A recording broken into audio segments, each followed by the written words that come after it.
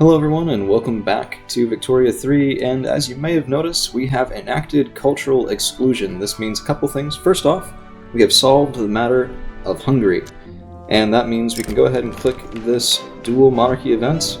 Plus 20% loyalist pops in Austria, Hungarian becomes a primary culture, and we lose the Austrian hegemonist ideology from the aristocracy. Very nice there. We can also, have another event here. Let's not do that. Let's piss off those guys, that's fine. We can come in here to our journal. Is it in, yes, decisions? And we can, we should survey a skyscraper. How come? Wait. We should be able to form Austria-Hungary. Why can't we? Oh, am I just missing it? Hold on. Nation formation, diplomacy, no. Journal, no. Yeah, I don't know what's up. I would have thought that would mean that we could do Austria-Hungary, but I don't see it. So maybe we'll just see a, oh, there it is. Austria-Hungary, automatic country formation, beautiful, beautiful golden color now in the center of Europe. So that's pretty nice for us. We do have a couple things we need to solve though, namely that we can no longer bolster the intelligentsia. We don't have the authority to keep doing that. And speaking of, I know there's a very, very unhappy subset of our body politique, but I want to change our system. I am tired of having Kaiser Ferdinand, I'm tired of having a bandit as a ruler, and I think that even though he does give us that nice colonial expansion, it would be really nice to move away from that and get into either a presidential or a parliamentary republic. So, if we take a look at those, landowners will radicalize, petit bourgeois, armed forces, and the Catholic Church. We can't overcome that right now, and the same is true for here. So, unfortunately, the armed forces that were helping us push through a couple other changes are now going to be in the opposition unless we can do something about it. What we can do, however, is we have a huge enactment chance for guaranteed liberties, and I very much want to get that done. So, guaranteed liberties will give us decreased radicals from standard of living, increased loyalists from standard of living, and subtract from revolution and secession speed. We will need to go a bit more into, boiler explosion, that's bad. Youch. We will need to go a bit more into, oh geez, I lost my train of thought completely. Yeah, government administration to pull that off, but that's okay. Let's go ahead and get those built. So that's going to be, I always forget which tab is which. Let's get those in, well, yeah, help with it. Let's just build them in Brandenburg, that's fine. That's been housing them so far, and we can get another 15, and then because of that we will need some paper, and I know 15 is a little overkill, but my intention is to push that value up way high over the baseline. Brandenburg's just going to be our administrative center for right now. We want to be able to get level 2 or 3 home affairs would probably be ideal. South Cameroon, however, had a huge expansion of its plantation systems, and we need to get the trade routes going to match. Unproductive trade is, of course, a detriment on our bureaucracy, and a couple other states need just a little bit of a boost, so going up to the next level of rail for each one of those. This will, of course, increase the demand for engines, and therefore the demand for steel, but I think we can manage that okay if we go in and look right now.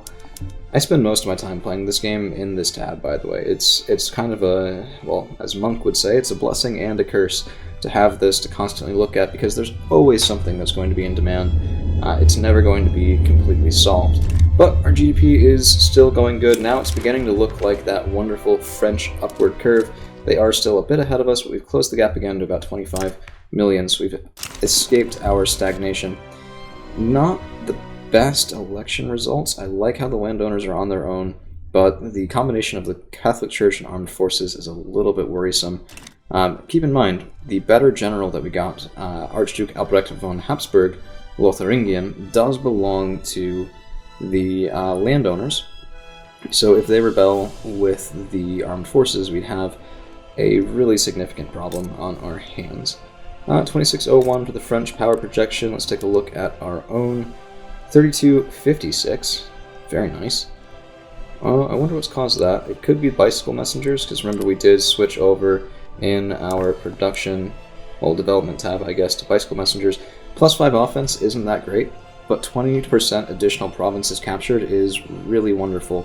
and I do hope to take advantage of that sooner rather than later, but it looks like we're going to need an increase in taxation, so it was nice while it lasted, but up to medium taxation again, and a lot of this is coming from the cost of construction goods, namely glass and steel. If we take a look in at our market, glass prices are through the roof, super expensive. Steel, on the other hand, is way down here, still pretty cheap, so of course the solution would be to build more glass centers, and we can get those going right. Well, we need more furniture and wood and clothes. Goodness gracious sakes alive. It's just never ending. I want with these guys, I swear. And it's oof. I think the answer to this for right now is that we need a little bit better construction capability. So let's go into Lombardy, where we already have 5 built, and let's get another 5 on the way. Temporary investment, I know, but it should be okay. Our investment pool transfer now is going to be a little bit higher. That's carrying us up, but let's replenish this, because we will be going to war soon. We only have, I think, 31 months left on trench works, and then we have the equipment adoption period, as well as probably building a couple more ammunition plants. But all of that should be maybe 36, 37 months total, and then we can start pressing our claims on parts of Germany. This has given us a nice long time to wind down our infamy down to 15.5, which is exceptionally low, and I'm very happy with that. Plus, if we can get guaranteed liberties, if we can force our monarchist regime out of office and usher in a new elected president, we should be able to decrease that rate of infamy in the future. So, looking at diplomatic actions, still no alliance possible with Russia, but we might be able to do a defensive pact. So let's see if they go for this. Not even with an obligation, 15 points. Number of Russian defensive pacts, ideological differences, really. Curious what they have enacted then. Let's take a look. Politics, colonial affairs, law, enforcement, not a lot. Traditionalism, that's really bad for them, still. Mercantilism, I can't blame them for that. Land-based taxation is pretty nice. Still serfdom. Yeah, that's going to screw Russia over completely. Peasant levies as well, it explains why their armies are so horrible. Pretty good institutions for the French, and protectionism. Interesting. Didn't expect that. Freedom of conscience, cultural exclusion, wealth voting. National Guard's not bad. Professional army. But they do have poor laws. We should consider doing something like that ourselves, but it's such a drain on the economy, and, I mean, our investment pool is already jumping up and down and taking us on a wild ride for being able to afford everything as it stands, and I think for the time being, unfortunately, we are going to pop back up to high taxes. So much as we were in a good spot, we'll get back to it. We just need to build out a couple things first. Fortunately, our standard of living has gone up quite a bit. That will be stymied by the increase in taxes, so we do have to expect that. But a dramatic decrease in radicals from discrimination, coupled with a slight increase in loyalists, means we're in an okay spot for right now. Our literacy has really been stuck, and this is something I've noticed in other games as well. As soon as you get your population going really quickly, and this is really quick, 1.3% is very nice, higher than I expected, honestly, at this point, you're going to really struggle to get literacy up. It's actually way better to have a small, stagnant population and just teach them all how to read. But trade-offs everywhere. I think we're going to keep the taxation high until we build up reserves a bit. I'm a little worried that that'll go down as soon as we put more in that production queue. So let's get some tea plantations. I think that would probably be a good idea. That's going to be in agriculture. And Celebs doesn't have that many. Let's get a couple in Kenya. And yeah, no, I want to save the land in Celebs, so nothing there. Let's get some more logging camps. Didn't really want to do this, but we can go in southern Transylvania, eastern Slovakia, that's fine, 15 of those. And yeah, we need those because we need more furniture, we also need more tools. We're very much on a consumer goods sort of deficit here, which we need to work our way out of, and glass is just never-ending demand, I swear. I build more glass factories in this game than I do basically anything else. And yeah, we are missing a couple, houseware plastics would be better, but that takes oil, which we won't have either. So that's just, it's gonna be a bit of a problem there. At least the revolution's going away. Enacting agrarianism is a bit of a weird demand, but I mean, whatever floats your boat, man. Fair enough. Low market access in South Cameroon, despite 3 rails, so let's go ahead and go up to 4 there. Probably overkill. We do have a lot of plantations.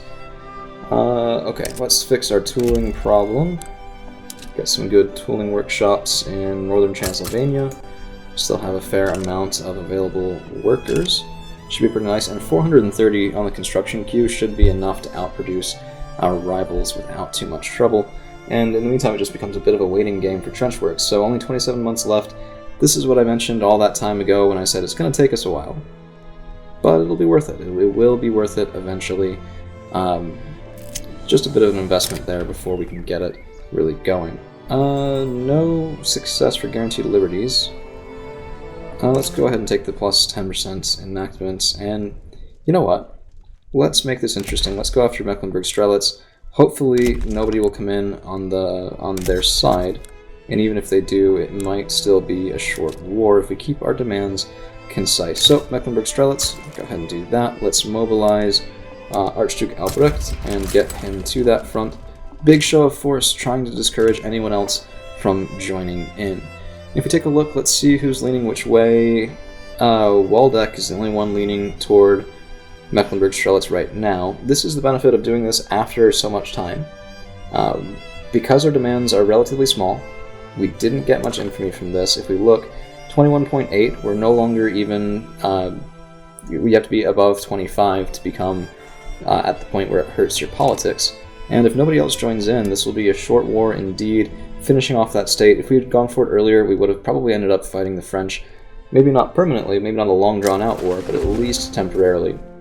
And these guys, if we're lucky, might even back down without a shot being fired. Of course, never good to count your chickens before they hatch, but it's good to have hopes, and hopes are all we have at the moment for this, because, well, the pace of these things... Oh, no. You know, I shouldn't have spoken. Oh, France is in, France is out. Can we increase our relations with them more? Let's take a look. Oh, no. Diplomatic actions improve, yes. So, suck up to France while we're trying to do this, to hopefully keep them out of the war. If nobody's backing them, they're fearful they might back down.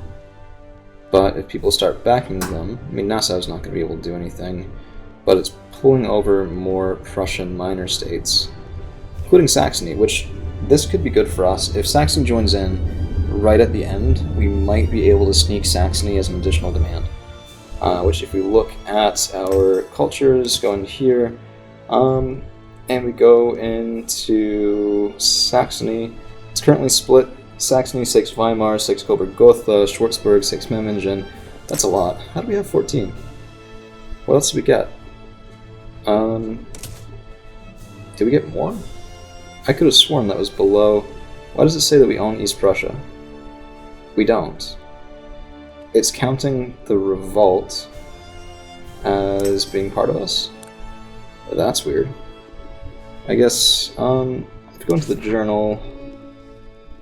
unification of Germany. We need pan-nationalism for this, which we... Do we have it? Yes. No, we don't.